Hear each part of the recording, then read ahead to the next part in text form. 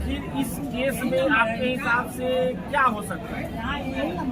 देखिए, जब तक पुलिस अपना इन्वेस्टिगेशन करके पूरे मामले को सामने नहीं लाती है तब तक कुछ भी कहना बहुत मुश्किल है। ये हो भी सकता है कि ये मर्डर हो, बट ये जब तक इन्वेस्टिगेशन चल रहा है तब तक इस पर कुछ नहीं कहा जा सकता। इस पर क्या कहेंगे? ये दोनों आरती का केस और पंकज का केस, ये सब अलग आपको दिखता है कि? बिल्कुल, दोनों के सिचुएशंस अलग अलग है, दोनों का टाइमिंग है वो अलग अलग है, सिचुएशंस अलग अलग है। बहुत तरह की बात है, दोनों केसेस को आप एक तराजू में डाल के नहीं देख सकते। कि हम जब उनसे कैसे संस्कारों की उम्मीद कर सकते हैं, क्योंकि हमने उनको खुद ये बना दिया है कि तुम बचपन से ही पैसा कमाओ, 100 में 100% लाओ। वो 4 साल का बच्चा है, उसको सुबह शुरू से ही सिखाया जाता है कि तुम IAS बनना है। अरे पहले तो उसका पूरा संपूर्ण विकास नहीं हुआ। उस मामले से जुड़े जितने भी व्यक्ति सबों को बारी बारी से सबके आधार पर पूछताछ करेगी।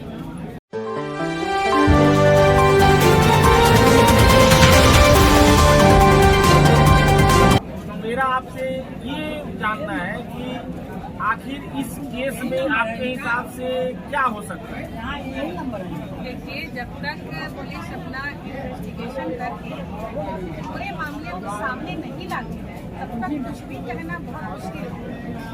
लेकिन जो अरेस्टिंग हुई है लड़की के भाई ने, वो तो पुलिस ने शक के आधार पर किया, क्योंकि पुलिस के पास अगर कोई एविडेंस नहीं है। पुलिस उस मामले से जुड़े जितने भी व्यक्ति सबों को बारी बारी से शक के आधार पर पूछताछ करेगी। अंततः अगर कुछ आएगा, अगर कुछ एविडेंस अभी लड़की की उम्र 16 साल बताई जा रही है, तो वो नाबालिग, इस एवज में कानूनी प्रक्रिया में कुछ ऐसा आएगा कि? माइनर है तो माइनर को किया ही जाएगा, माइनर को माइनर ही ट्रीट किया जाएगा। लेकिन जो जिसका मर्डर हुआ वो माइनर नहीं, वो मेजर, ठीक है ना? लेकिन नहीं कर सकते। अभी जैसे आपने देखा होगा कि दोनों के घर से उस जहां पर मृत्यु हुई उस जगह की दूरी लगभग सेम थी। तो ऐसे में एक पक्ष पर आरोप डालना क्या सही होगा? बिल्कुल सही नहीं होगा, बिल्कुल सही नहीं होगा, क्योंकि जो ये मर्डर हुआ है आप उसको मर्डर भी नहीं कर सकते और सुसाइड भी नहीं कर सकते, क्योंकि ये मिड पॉइंट पे है।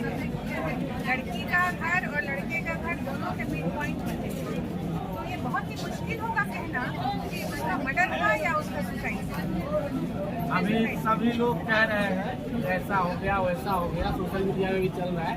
लेकिन अगर ये सुसाइड है तो क्या हो सकता है? देखिए, अगर ये प्रूफ हो जाए कि ये सुसाइड है तो फिर जो इसमें अरेस्टिंग हुई है वो बरी होंगे। और अगर ये मर्डर प्रूफ होता है तो फिर जिसने मर्डर किया उसको पनिशमेंट मिलेगी, कन्विक्शन होगा। लेकिन कैसे, मतलब हो सकता है कि जो आरोप जिन पर लग रहा है उनका फायदा उठा के थर्ड पर्सन ने मर्डर किया हो? पॉसिबिलिटी है, क्योंकि जैसा कि हमने सुना है कि लड़के ने मरने के 1-2 दिन पहले मैसेज किया कि मरने का मन कर रहा है। तो अगर ये मैसेज अगर किसी थर्ड पर्सन को पता चले तो इसमें इन्वॉल्व हो, क्या है मैटर या क्या हो सकता है इसे तो बिल्कुल कहा नहीं जा सकता है। लेकिन अगर कोई थर्ड पर्सन के पास ये मैसेज है जिसको कि जो ये लड़की है इससे मतलब हो, तो इसका फायदा उठा करके वो कुछ कर सकते हैं। ऐसा कई बार हुआ भी। हाँ, हुआ भी कर सकते हैं। लेकिन अगर आपसे ये मतलब मार्केबल सवाल है कि लड़की के पिता जो पैर से अपाहिज है और लड़की का भाई एक भजन गायक, तो सामाजिक दृष्टिकोण से उनके परिस्थिति को देखकर ऐसा लगता है क्या कि वो मर्डर कर सकते हैं? ये बहुत मुश्किल है कहना, कुछ नहीं कर सकते। ऊपर से जो बहुत इनोसेंट दिखता है वो कुछ भी कर सकता है। ऐसा नहीं है, किसी के चेहरे पे नहीं लिखा होता है कि वो एक मर्डर है या वो एक बिल्कुल कोई मासूम व्यक्ति है, किसी के चेहरे पे लिखा नहीं। इसलिए इस क्वेश्चन पर भी बिल्कुल अपना कोई ओपिनियन नहीं दिया जा सकता है कि हाँ वो मासूम है या नहीं। आज हमारी जो सोसाइटी है, हमारी सोसाइटी में जो आजकल जो यंगस्टर्स हैं, जो कपल्स हैं, अब जात पात भेदभाव ये सारी दुनिया मिट रही है और कहते हैं ना लव इज ब्लाइंड। तो जो टीनेजर बच्चे होते हैं उनके लिए समझ पाना बहुत मुश्किल होता है, क्योंकि वो मैच्योर ब्रेन तो होते नहीं हैं। लेकिन जो मैच्योर ब्रेन है और वो समझते हैं तो फिर उनके लिए जात पात कोई मायने नहीं रखता। इंटरकास्ट मैरिज होते ही खुद मैंने कितने सारे इंटरकास्ट मैरिज। तो यहाँ पर ये जो मैटर है, इसमें लड़की माइनर है और इतनी माइनर है कि इसका मेंटल सिचुएशन वो बैलेंस नहीं है, इसलिए वो ये कह के गलती माने कि मुझसे गलती नहीं है। इस तरह से कह सकते हैं कि भावनाओं में बह जाना, कि आजकल के बच्चे प्यार को पता नहीं क्या समझ लेते हैं। लेकिन एक बात तो सच है कि जो मर्डर हुआ वो सामने दिख रहा है। मर्डर तो हुआ और वो भी 4 बहन का एक लौता भाई मारा गया, माता पिता का एक लौता बेटा मारा गया। तो आखिर पुलिस की कितनी जिम्मेदारी बनती है कि ये जल्द से जल्द इस घटना की जांच करके और दोषी को सजा दिया। देखिए, सबसे पहले फर्स्ट ऑफ ऑल तो मैं आपको ये कहना चाहूँगी कि आप इसे मर्डर का नाम नहीं दे सकते, क्योंकि जब तक इन्वेस्टिगेशन कंप्लीट नहीं होती है तब तक इसे मर्डर की संज्ञा नहीं दी जा सकती। ठीक है, इसके बाद आपका नेक्स्ट क्वेश्चन है कि उनके भाई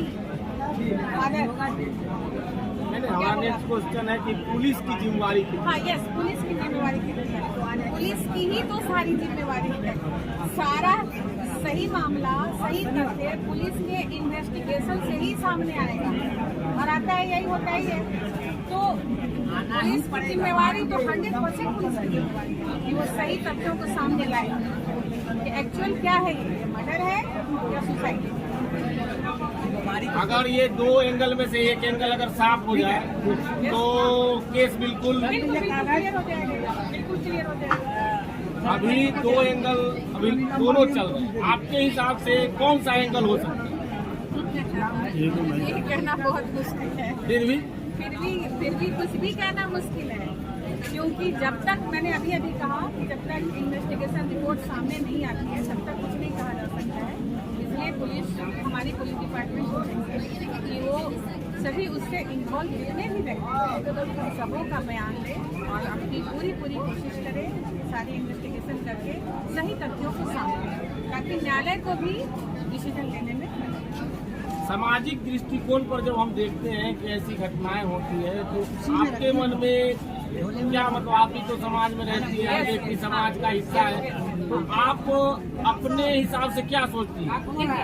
सबसे पहले आपने समाज की बात की है, इसमें मैं सबसे पहले ये कहना चाहूँगी कि हमारे सोसाइटी में सबसे पहले पेरेंट्स को अलर्ट होना पड़ेगा, उनको जागरूक होना पड़ेगा, अपने बच्चों को सही शिक्षा देनी पड़ेगी, क्योंकि ये सारे मामले जो हो रहे हैं ये सारे टीनेजर्स हैं जो कहते हैं कि हाँ हमने प्यार किया है। प्यार तो ये है ही नहीं, प्यार किया था श्री कृष्ण और राधा ने, ठीक है ना, प्यार किया था मीराबाई ने श्री कृष्ण, प्यार है।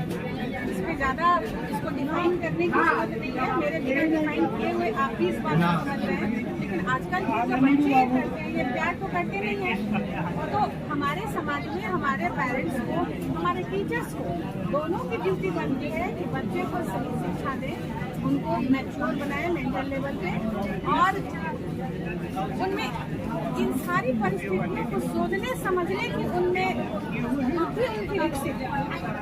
इसके लिए हमें हमारी गवर्नमेंट को, हमारे टीचर्स को एक चैप्टर संस्कारों से संबंधित रखना चाहिए, इसकी शिक्षा देनी बहुत जरूरी है। तो देखिए, मैं आरती सत्यवाला जी ने जो बात उठाई वो बिल्कुल करेक्ट है कि स्कूलों में संस्कार की एक चैप्टर होनी चाहिए, संस्कार की पढ़ाई होनी चाहिए। जो हमारे भारतीय सभ्यता संस्कार है वो बच्चों को पढ़ाया जाए। देखिए, मैं यहाँ पे एक बातों पर प्रकाश डालना चाहूँगी कि अगर आप हिस्ट्री उठा करके पढ़ें, तो अगर आप वैदिक काल में चले जाएं, हिस्ट्री उठा के पढ़ें, तो हमारे वैदिक काल में एक भी क्राइम नाम की कोई चीज नहीं, सामाजिक दृष्टिकोण पे मेल एंड फीमेल में कोई भेदभाव नहीं था। जितने भी कर्म कांड थे वो सारी की सारी महिलाएं ही कराती थी। ज्यादा परसेंटेज महिलाओं की है, जिनमें आपको लोपा है, मुद्रा है, अदिति है, मैत्रेयी है, एक से एक ऐसे ऐसे नाम हैं जिनसे आप उठा के पढ़ेंगे तो आपको लगेगा कि सारे संस्कार, सारे कर्म कांड औरतें ही कराती थी। और उस वक्त जो हमारा सोसाइटी था वो, अभी हमारी सोसाइटी मेल डोमिनेटेड सोसाइटी, उस वक्त हमारी सोसाइटी फीमेल डोमिनेटेड सोसाइटी थी।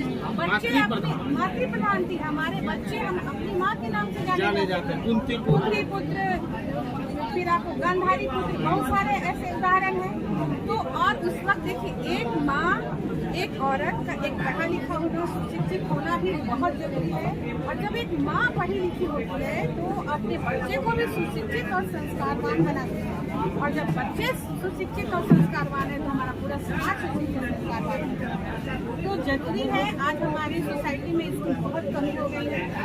पेरेंट्स भी अपने बच्चों को सिर्फ कॉन्वेंट का एजुकेशन देना चाहते हैं। इस वजह से बहुत कुछ इस पे रोल अदा किया है हमारी फिल्म इंडस्ट्री ने, टीवी ने। तो ये सब वजह से हमारे बच्चों के संस्कार पर, उनके दिमाग पे बहुत खराब असर कर रहा है, और इस वजह से सारी इस तरह के अपराध कारित हो रहे हैं, इस तरह की घटनाएं सामने आ रही हैं। इसलिए एक बहुत जरूरी है कि एक संस्कारों पर एक चैप्टर बच्चों को पढ़ाया जाए, एक रखा जाए, जिसमें हमारी भारतीय सभ्यता संस्कृति क्या थी इससे उनको अवगत कराया जाए। कुछ प्राणायाम, कुछ योगा, कुछ एक्सरसाइज, मतलब जितनी अच्छी अच्छी बातें हैं ये होनी बहुत जरूरी है। अगर नहीं हो रहा है, नहीं होता है, तो जो अपराध आपके सामने आ रहे हैं आजकल, आते नहीं। तो वैदिक काल में अपराध नाम की कोई चीज नहीं थी। क्यों नहीं थी? क्योंकि उस टाइम ये पूरा अपना भारतीय व्यवस्था जो था वो मातृ प्रधान था, और जो माता होती थी वो अपने संस्कार अपने बच्चों में भरती थी, और वो बच्चे सुसंस्कारित होते थे। जब सुसंस्कारित बच्चे होंगे तो वो कोई भी ऐसे गलत कार्य नहीं करेंगे। यही बात। अपराध की जो संख्या अभी बढ़ती चली जा रही है, इसमें दिनों दिन बहुत कमी आएगी। अगर हमारे बच्चों में संस्कार दिया जाए, उनको सही गलत का ज्ञान दिया जाए, उनको बताया जाए कि क्या सही है, तो इसमें बहुत कमी आएगी। अब हमारे साथ हैं असिस्टेंट, क्या नाम सर आपका? गुंजन कुमार जी, आपसे एक सवाल बिल्कुल स्पष्ट पूछना चाहता हूँ कि आपके नजर से इस केस में जो